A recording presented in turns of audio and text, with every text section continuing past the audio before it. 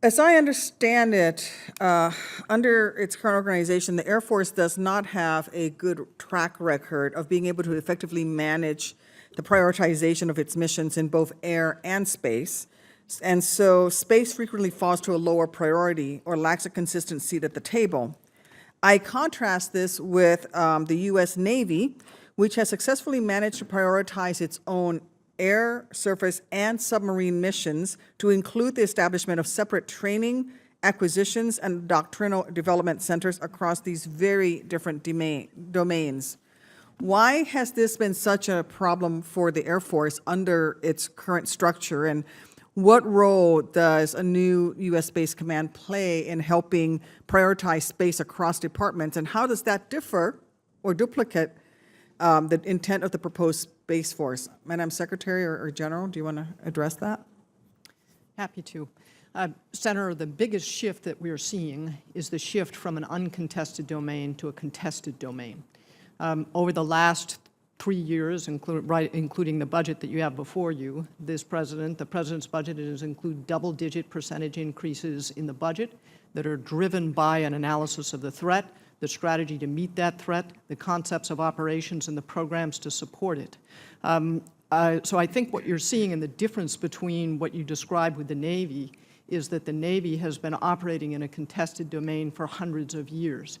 The Air Force in space has been operating in a contested domain for a much shorter period of time. We have set up in the National Space Defense Center. We have schoolhouses and specific focus on space, most of which have been set up in the last decade. So you're seeing in the Air Force that focus. And I would also say that for the missions and the requirements of the combatant commander, the United States Air Force has provided what the combatant commanders needed in an uncontested environment. So, the Air Force built a glass house before the invention of stones.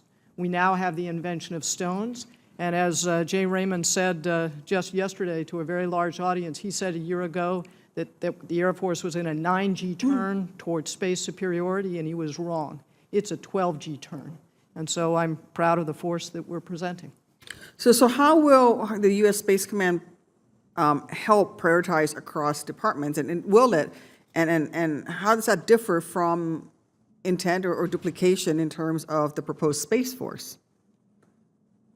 I mean, you got this very complex system. You're saying you're standing up a new training, and you think you're capable, will be just as capable in the Air Force to doing multiple things at once the way the Navy can do it. So how does this differ between, Space Command and Space Force? Senator, I was trying to explain why I thought the Navy structures were different from the way the Air Force evolved with respect to space. But in the proposal that's before you, one of the elements that's before you, in addition to, there's the additive personnel that's in the proposal. Some of it is to support the 4-star who will be a member of the Joint Chiefs. The other large number of people is to set up a training and doctrine center specifically focused on the challenges of space as a contested domain. So then the Air Force will send your people to their training programs? Is that what you're saying, or how does that work? That training and doctrine center would be primarily for members of the Space Force and other officers to get joint experience, and honestly also our allied officers. The Air Force has already opened up its Space 100, 200, and 300 programs to our allied officers, and we have opened up and created a combined Space Operations Center this last year that includes our allies in California. Okay, thank you. I also serve in the Committee on Commerce, Science, and Transportation, so I want to talk a bit about the intersection of military and commercial space assets. As you're all aware, this is an area where we don't yet widely have accepted norms, and we've had that discussion here today already. The multi-pronged proposal we have here would likely increase complications even further. In the realm of great power competition, we see countries like China who are rapidly expanding their space presence, but they don't have issues of deconfliction because their military and commercial assets are intermingled and they operate almost as a single unit. So how does DoD and the proposed Space Force plan to work with other federal agencies and our commercial sector to deconflict with these issues before and while they are arising? Sir, let me take that one on. The Space Development Agency in its design is intended to do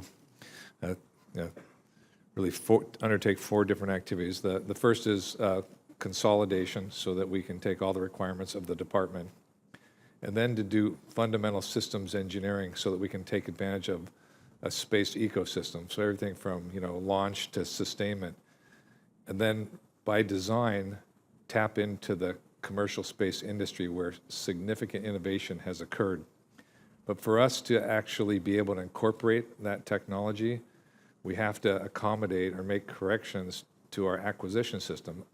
Our rules and regulations won't allow us to leverage that new innovation. And the Space Development Agency, which is modeled after the Missile Defense Agency, allows us to be able to take advantage of all of those things. And I think that's what allow us to be able to develop capability more quickly and at a lower cost.